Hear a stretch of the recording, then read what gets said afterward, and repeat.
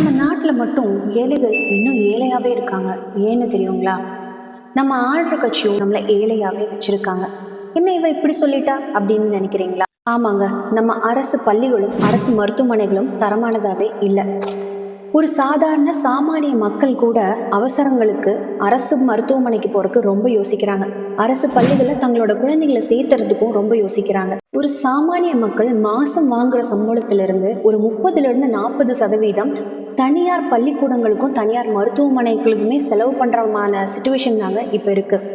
For an example, நம்ம கல்வித்துறை அமைச்சரே அவரோட குழந்தைங்களை தனியார் பள்ளிக்கூடத்துல தாங்க படிக்க வைக்கிறாரு. நம்ம தனியார் நிறுவனமே வேண்டான்னு சொல்ல, நம்ம அவங்களுக்கு எதிரியும் இல்லை. நம்ம இவ்வளோ பெரிய ஜனத்தொகை இருக்கிற நாட்டில் கண்டிப்பாக தனியாரோட சப்போர்ட் நமக்கு வேணும். ஆனால் இது நம்ம ஒரு சாய்ஸாக தான் கொடுக்கணுமே தவிர அதை அவங்க கிட்ட திணிக்க கூடாதுங்க. இந்த இடத்துல நம்ம திணிக்கிற மாதிரி தான் இருக்கு. ஏன்னா நம்ம கிட்ட அவ்வளோ தரமான பள்ளிக்கூடங்களும் மருத்துவமனையும் இல்லை அப்படிங்கிறது தான் இங்கே ஒரு முக்கியமான காரணமாக இருக்கு. நம்ம தலைவர் விஜய் ஆட்சி அமைச்சா கண்டிப்பாக இந்த நிலை மாறுங்க.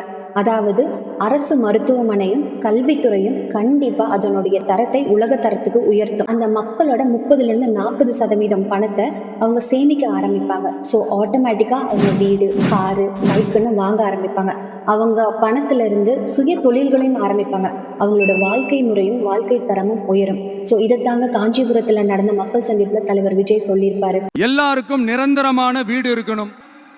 அதுக்கான வசதி வாய்ப்பை உருவாக்குற அளவுக்கு பொருளாதார வளர்ச்சிக்கு வழியை உண்டாக்கணும். அதுக்கான வேலை வாய்ப்பை உருவாக்கணும். அதுக்கு தகுந்த மாதிரி கல்வியில பாடத்திட்டத்தில் சீர்திருத்தம் செய்யணும். கவர்மெண்ட் ஹாஸ்பிட்டல்ஸுக்கு மக்கள் எல்லாரும் பயம் இல்லாம நம்பி போற மாதிரி மாத்தணும். இதுதாங்க தலைவர் விஜயோட அடுத்த திட்டம்.